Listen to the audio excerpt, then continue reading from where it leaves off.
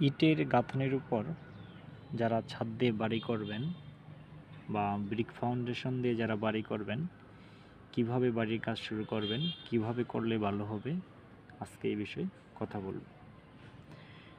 বাংলাদেশের সবচেয়ে বেশি জনপ্রিয় যে বাড়িগুলি ব্রিক ফাউন্ডেশন, এই বাড়িগুলি কম খরচের মধ্যে নির্মাণ করা হচ্ছে।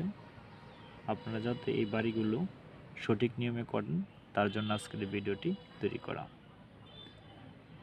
তাহলে আসুন আমরা এই বাড়িগুলো প্রথমের যেভাবে কাজ শুরু করতে হবে এই বিষয়গুলি জানি।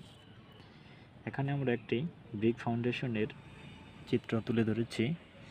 এখানে আপনাকে সর্বনিম্ন 3 থেকে 4 ফিট মাটি কাটতে হবে।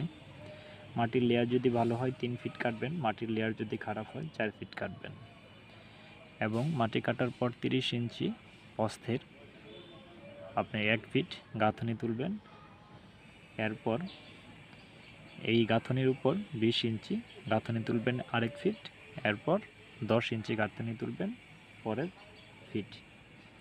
এভাবে 3 লেয়ারে 30 ইঞ্চি 20 ইঞ্চি 10 ইঞ্চি গাঁথনি করার পর এর উপরে একটি স্ল্যাব, আরসিসি স্ল্যাব, যেখানে সিমেন্ট বালি রড থাকবে, কিংবা একটি বিম করে নিতে পারবেন। যে পাশ দিয়ে ওয়াল হবে, যে দিক দিয়ে আপনার প্ল্যান অনুযায়ী কাজ করবেন, ঠিক সেই পাশ দিয়েই আপনি একটি বিম করে নেবেন। এরপর 6 ফিট পর পর এখানে একটি 10 বাই 10 ইঞ্চি ব্রিক্স ওয়াল করা হয়েছে, এই ওয়াল করে নেবেন 6 ফিট পর পর।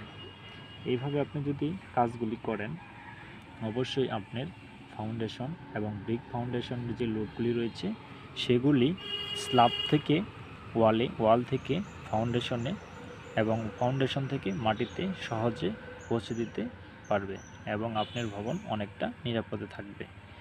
এখন আপনার ভবনের সমস্ত লোডগুলি এই ওয়াল দিয়ে ট্রান্সফার হবে।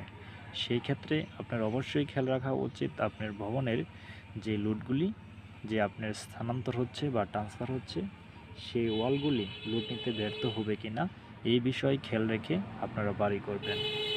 কারণ আপনার বিল্ডিংয়ের সমস্ত লোডগুলি স্ল্যাবের যে লোডগুলি রয়েছে এই লোডগুলি স্ল্যাব বহন করে। এরপর যার কাছে পৌঁছে দেয় সেগুলো হলো মেন ওয়াল থেকে ফাউন্ডেশন এবং ফাউন্ডেশন থেকে মাটিতে ছড়িয়ে দেয়।